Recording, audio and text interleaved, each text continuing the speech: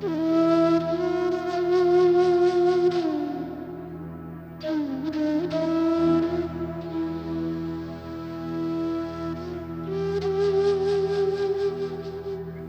লোকসঙ্গীতের প্রাণ লালন গীতি, যার প্রতিটি কথায় প্রতিটি সুরে আছে আধ্যাত্মিকতা, আছে মানবতার মর্মকথা। এই লালন সঙ্গীতকে নিজের কণ্ঠের মায়ায়, নিজের কণ্ঠের জাদুতে যিনি জনপ্রিয় করে তুলেছেন তিনি কিংবদন্তি শিল্পী ফরিদা পারভিন। কোটি দর্শক তার এই সুরের মায়ায় এক অভিনব সত্যকে খুঁজে পেয়েছেন, আবিষ্কার করেছেন নতুনভাবেই এই আধ্যাত্মিকতাকে, এই মানবতাকে। মহান দয়ালের ডাকে তিনি সাড়া দিয়ে গতকাল আমাদের ছেড়ে চলে গেছেন। তার আত্মার প্রতি আমাদের বিনম্র শ্রদ্ধা, চ্যানেল আই পরিবারের গভীর শ্রদ্ধাঞ্জলি জানাই।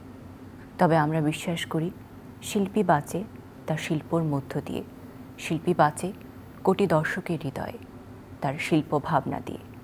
ঠিক তেমনিভাবে শিল্পী ফরিদা পারভিন আমাদের মাঝে বেঁচে আছেন এবং বেঁচে থাকবেন প্রজন্ম থেকে প্রজন্মান্তরে।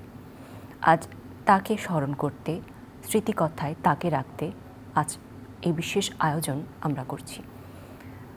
তার সম্পর্কে জানবো, তার জীবন সম্পর্কে জানবো, শিল্পীরা কি ভাবছে তাকে নিয়ে সেটিও জানার চেষ্টা করব। এই উদ্দেশ্যে দুজন শিল্পী আমাদের সাথে আছেন, তাদের সাথে আগে পরিচয় করাবো। শুরুতে আমাদের সাথে আছেন অভিনেতা ফজলুর রহমান বাবু এবং আমাদের সাথে আছেন সঙ্গীত গবেষক ডক্টর বিশ্বজিৎ রায়। এছাড়াও আমাদের সাথে অনলাইনে যুক্ত আছেন সঙ্গীত শিল্পী কিরণ চন্দ্র রায়, তাকেও শুভেচ্ছা জানাই।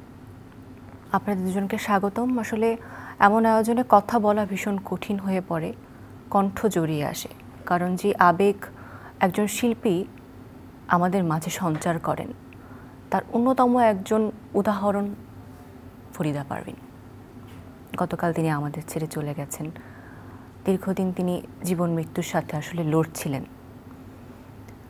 আজকের দিনে তাকে কিভাবে স্মরণ করছেন? আমাদের অত্যন্ত প্রিয় কণ্ঠশিল্পী ফরিদা পারভিনের প্রতি শ্রদ্ধাঞ্জলি, তার আত্মার শান্তি কামনা করছি। তিনি চলে গেছেন, 24 ঘন্টাও পার হয়নি এই সময় আমাদের তাকে নিয়ে কথা বলতে হচ্ছে। প্রতুল মুখোপাধ্যায়ের একটা গান আছে যে জন্মিলে মরিতে হবে জানে তো সবাই, তবু মরণে মরণে অনেক ফারাক আছে ভাই, সব মরণ নয় সমান। তো সব মৃত্যুই আসলে সমান না, আবার সব মৃত্যুই মানে মেনে নেওয়া যায় না। আসলে ফরিদা পারভিন আমাদের অত্যন্ত প্রাণের একজন শিল্পী। যেমন আপনি বলছিলেন যে ফরিদা পারভিন বাংলাদেশের লালন যে সঙ্গীত, লালন গীতি যেটাকে আমরা বলি, জনপ্রিয় করেছেন। কিন্তু আমি প্রথম তার গানে আকৃষ্ট হয়েছিলাম একটা আধুনিক গান দিয়ে। আমার মনে আছে তার একটি গান, শ্রদ্ধেয় আবু জাফর সাহেবের লেখা এবং সুর করা, তোমরা ভুলেই গেছো মল্লিকাদির নাম। এই গানটি রেডিওতে বাজত এবং এই গানটি সারা বাংলাদেশে অত্যন্ত জনপ্রিয় একটি গান ছিল এবং এত দরদ, এত মায়া দিয়ে উনি গানটি করতেন। আসলে ফরিদা পারভিন একটা অন্য জায়গা শিল্পী। আমি বলবো যে উনি আসলে গিফটেড শিল্পী। আসলে এই যে মল্লিকাদি, এটা খুব সাধারণ একটি গল্প, একটা স্মৃতিকাত, মানে একটা নস্টালজিয়ার গান আর কি। অথচ উনি এত দরদ দিয়ে গাইতেন, ওনার গলায় আমরা মল্লিকাদিকে দেখতে পেতাম এবং সে কারণেই কিন্তু বাংলাদেশের মানুষের কাছে উনি এত জনপ্রিয় ছিলেন, এত প্রাণের মানুষ ছিলেন, প্রাণের সঙ্গীত শিল্পী ছিলেন। এই যে লালনের গানের কথা বলি, লালনের গান তো অনেকেই অনেকভাবে গায়।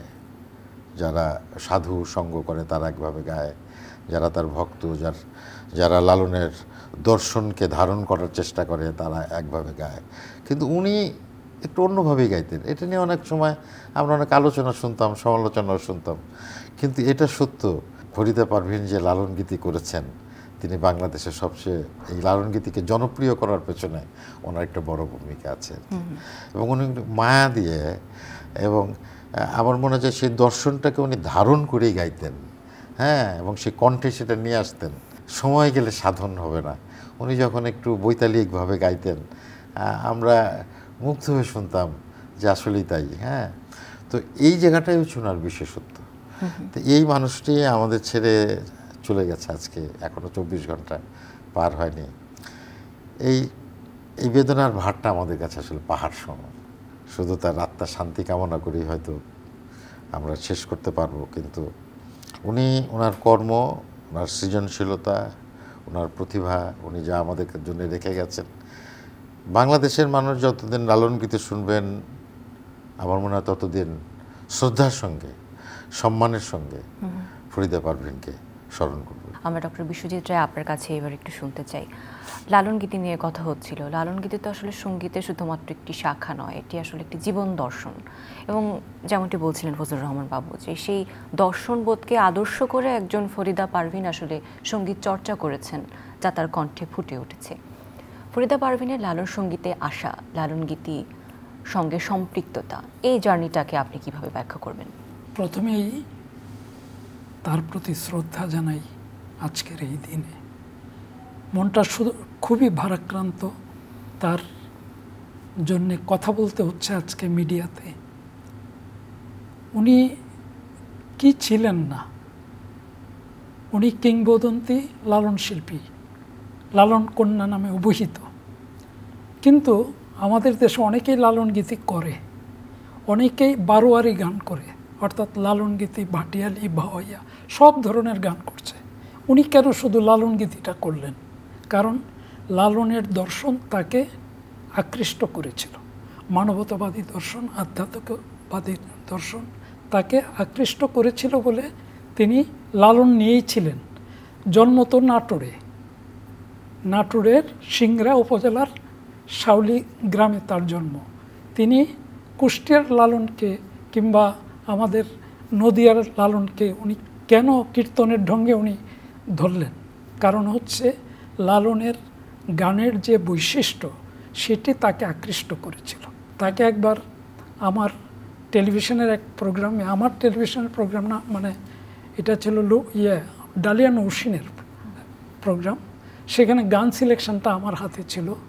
আমি একটা গান, কীর্তন গান ঠিক করলাম যে ওনাকে দেওয়া করানো যায় কিনা।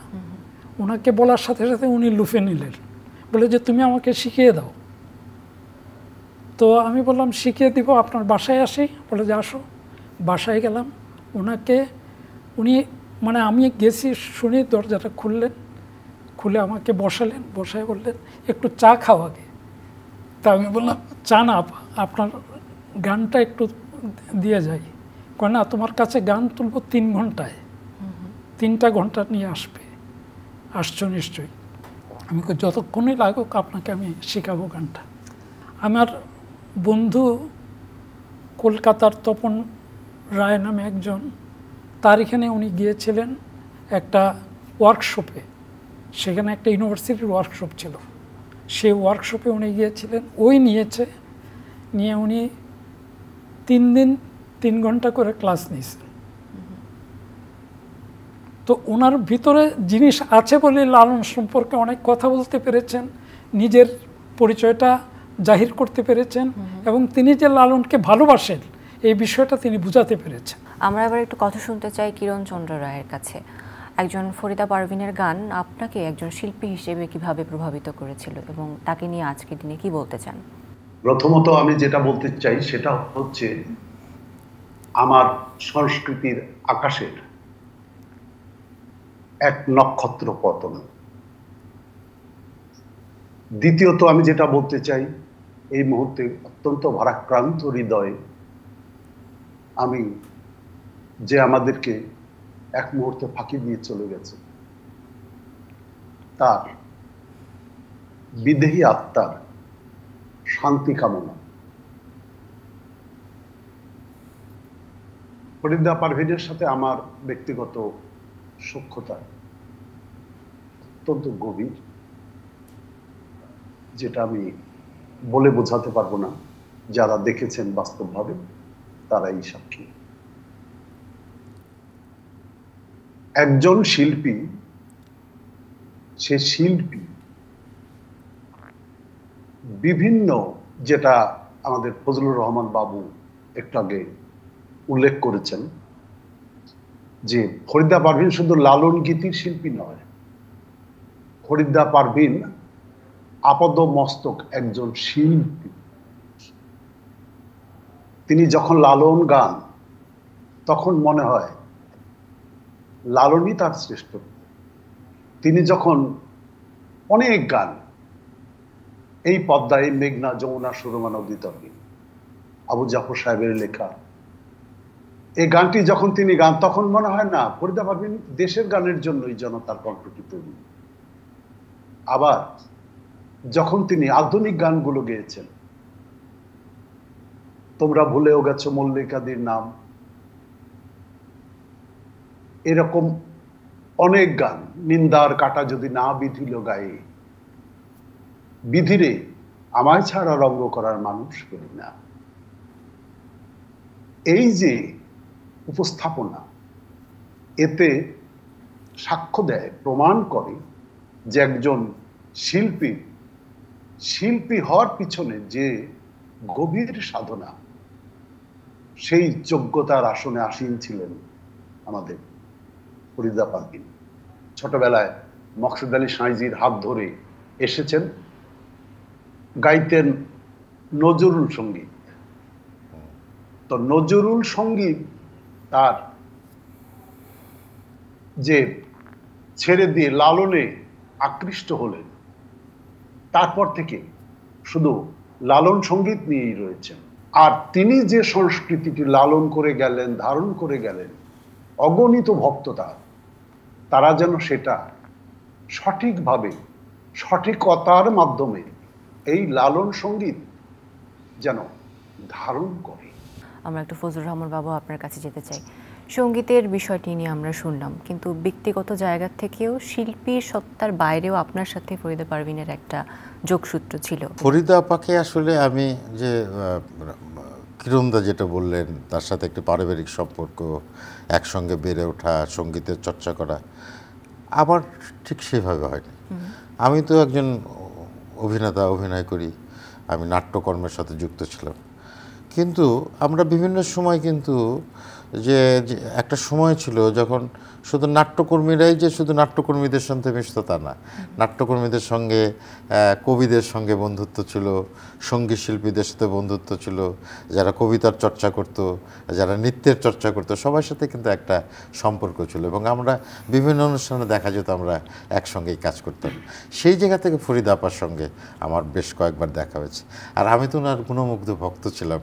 আমি যখনই ওনাকে সামনে দেখতাম, আমি মুগ্ধ হয়ে ওনাকে দেখতাম আর ভাবতাম যে একটা মানুষ কী করে এত সুন্দর গান করে। হ্যাঁ, এবং আমাকে মনে হতো উনি আপাদমস্তকে একজন শিল্পী।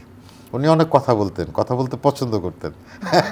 হ্যাঁ, এবং একটা শিল্পীর যে চরিত্র থাকার দরকার, এবং ওনাকে দেখলে বোঝা যেত, যেটা কিরণদা বললেন, আমার কাছে মনে হতো যে উনি লালন শাহের যে দর্শন, সেটা উনি ধারণ করতেন।